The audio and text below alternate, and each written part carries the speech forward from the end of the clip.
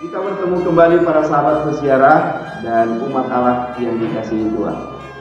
Lama juga ya kita nggak bertemu.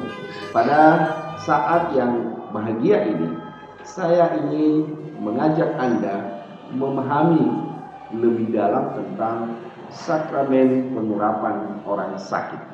Pengurapan orang sakit sebetulnya disediakan oleh gereja sebagai saluran rahmat bagi umat Allah atau bagi kita yang membutuhkan kesembuhan.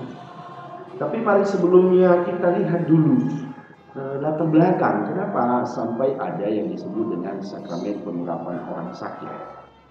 Yesus Kristus melalui Rasul Yakobus memberikan pesan demikian.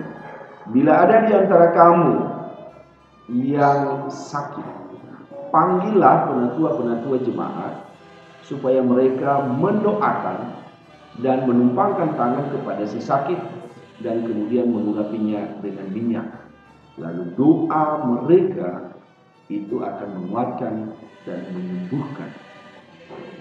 Para sahabat peziarah, umat Allah yang dikasihi Tuhan, sebetulnya dari situ kita mengetahui bahwa tujuan utama dari pengurapan orang sakit adalah pertama didoakan dan diurapi dengan minyak. Maka dalam sakramen ini yang boleh melakukannya hanya imam dan atau uskup, atau kalau diduluankan menyebutnya uskup dan imam. Diakon belum, awam lain belum, karena mereka belum menerima baptisan penuh. Jadi pelayan pertama adalah uskup atau imam. Yang bagian kedua, tujuan dari pengurapan orang sakit ini adalah yang pertama-tama memberikan penghiburan kepada si sakit. Bukankah kalau orang sakit itu sangat membutuhkan, sangat merindukan sentuhan, pelukan, ditemani bersama-sama dengan dia dalam penderitaan. Maka kehadiran imam sebagai impersona Kristi itu menjadi labuan hatinya untuk memeluk dia, menerima dia, merangkul dia. Itu kemurahan hati Allah sedang diperlihatkan.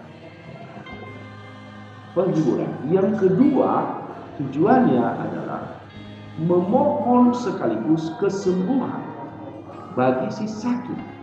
Bila Tuhan menghendaki, biarlah dia sembuh. Kendati demikian, kalaupun Tuhan menginginkan dia akan meninggalkan dunia ini, maka dia diberi kekuatan lebih.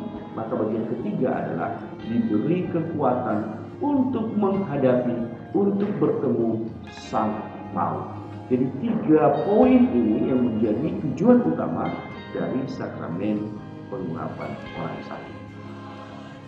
Para sahabat peziarah yang beriman dan umat Allah yang dikasihi Tuhan, ketika kita telah mengetahui apa tujuan dari sakramen itu, maka yang menjadi pertanyaan kita berikutnya adalah bagaimana melaksanakan atau mempraktekkan atau melakukan hal ini. Jadi caranya yang sederhana adalah, saya bukan prosedur, tapi saya lebih senang membahas tentang syarat-syarat dalam gereja kita, yaitu orang yang sudah dibaptis. Orang yang sudah dibaptis, dia berhak dan dia boleh menerima penghiburan itu, kekuatan itu dari tangan imamnya. Maka itu menjadi prioritas. Nah, itu yang pertama. Yang kedua adalah orang-orang yang ada di sekitar, ya, keluarga, saudara, anggota, mestinya dia diberi kekuatan atau mereka mendukung si sakit supaya mereka bisa melaksanakannya dengan baik. Bagian kedua dari sakramen ini adalah biasanya diikuti oleh viaticum atau memberikan komuni suci sebagai bekal. Viaticum adalah bekal dalam perjalanan. Bekal dalam perjalanan menuju Tuhan, bekal dalam perjalanan menghadapi penderitaan. Kita tahu tubuh Kristus adalah kekuatan kita, ya, itu santapan rohani kita. Jadi kehadiran Kristus sungguh-sungguh teralami juga ketika dia menerima sakramen kudus itu atau viaticum itu. Nah, itulah kira-kira yang menjadi dasar dan tujuan dari sakramen pengurapan orang sakit. Kita lanjutkan di bagian